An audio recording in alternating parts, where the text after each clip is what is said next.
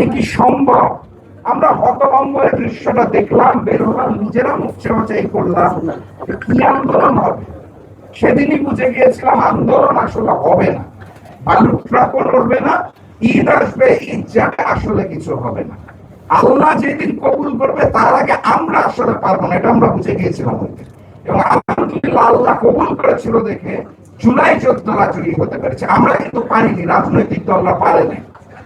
গল্প এক শেষ। গল্প দুই হচ্ছে এই যে আমার ভাই আমাকে ইঙ্গিত দিয়ে গেছে, এটা নাকি আজকে বলতেই হবে, এটা বলা হয়নি, এখানে বলতে বাধ্য হচ্ছে। বিএনপি নেতৃত্বাধীন যুগপৎ আন্দোলন, আমি ছিলাম 12 দলীয় জোটে, জাতীয় গণতান্ত্রিক পার্টি জাতীয়, সেখান থেকে জামাত নেতৃত্বাধীন তৎকালীন 8 দল, এখন যেটা 11 দল, সেখানে আসার গল্পটা 2 লাইনে শেষ করে দিই।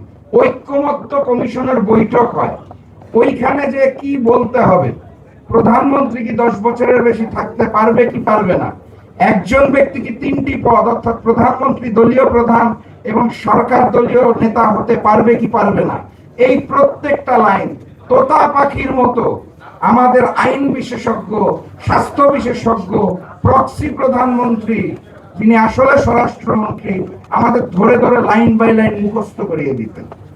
সেই দিন প্রথম প্রতিবাদ করেছিলাম যে আপনার কথায় ঐক্যমত্য কমিশনে যেগুলো বলতে পারবো না, এবং সেখান থেকেই যে বাধা পেয়েছিলাম, সেই বাধার পর তৎকালীন বিএনপিকে ছেড়ে চলে এসেছিলাম এবং বিএনপির গুলশান অফিসে আমার মনে আছে গ্যারেজে দাঁড়িয়ে বলেছিলাম, সেই সময়ে শহীদ প্রেসিডেন্ট জিয়াউর রহমান এবং দেশনেত্রী বেগম খালেদা জিয়ার বিএনপি আর বর্তমান বিএনপি এক জিনিস না।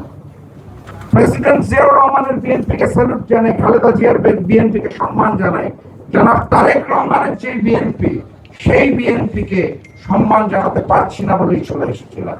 এখন সর্বশেষ কথা করণীয়, যেটা বলেছিলেন, অনেকে অনেক প্রস্তাব দিবে, আমি যেটা বিশ্বাস করি, অতীতের লড়াইটা হয়েছিল আওয়ামী লীগ এবং ভারতীয় আধিপত্যবাদের বিরুদ্ধে, সামনের লড়াইটা হবে বিএনপি, আওয়ামী লীগ এবং ভারতীয় আধিপত্যবাদের বিরুদ্ধে।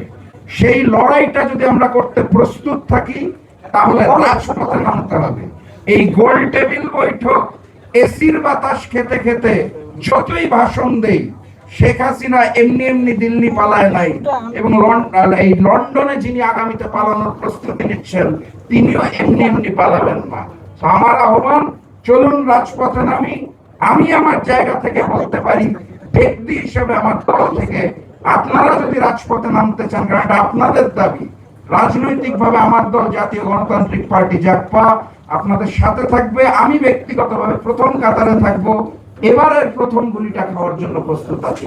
দেখা হবে ইনশাআল্লাহ রাজপথে।